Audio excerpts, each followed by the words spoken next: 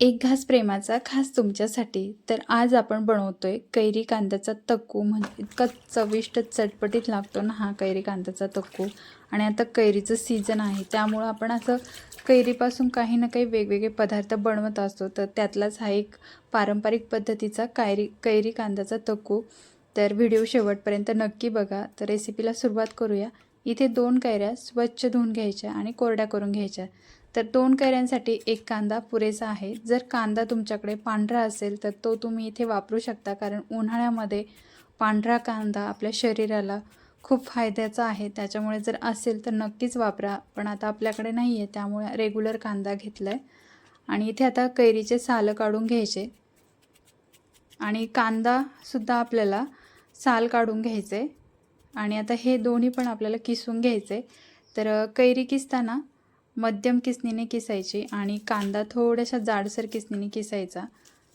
तर काही काही जण चिरून घालत असतील कांदा, पण आता इथे आपण किसून घालायचे, कारण कैरी आणि कांदा एकजीव होतो, त्यामुळे दोन्ही पण आपल्याला किसून घ्यायचे. तर आता इथे कैरी किसून घेऊया.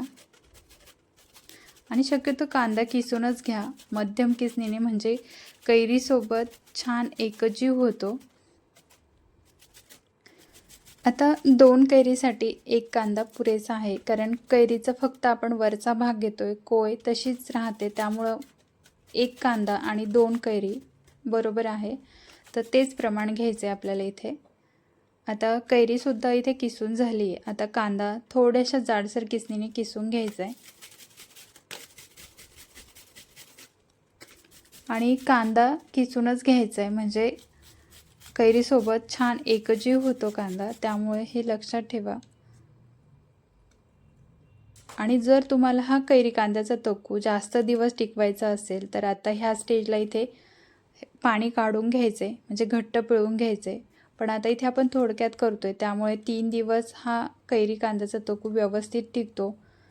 तर आता आपल्याला हे एका बाउलमध्ये काढून घ्यायचं आहे.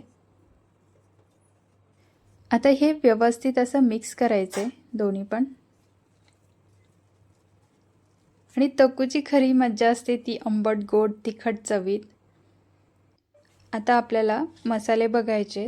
तर मसाल्यांमध्ये इथे पाऊण वाटी गूळ घेतला आहे, नंतर 2 चमचे तेल घेतलं आहे, 1 चमचा मोहरी, अर्धा चमचा हळद, 1 चमचा लाल तिखट, हिंग आणि चवीपुरतं मीठ घ्यायचं आहे.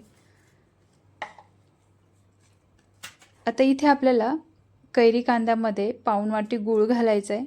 आता गूळ कैरी किती आंबट आहे त्याच्या अंदाजाने इथे गूळ वापरायचं आहे. नंतर चवीपुरतं मीठ घालायचं आहे आणि हे सगळं मिक्स करून घ्यायचं आहे.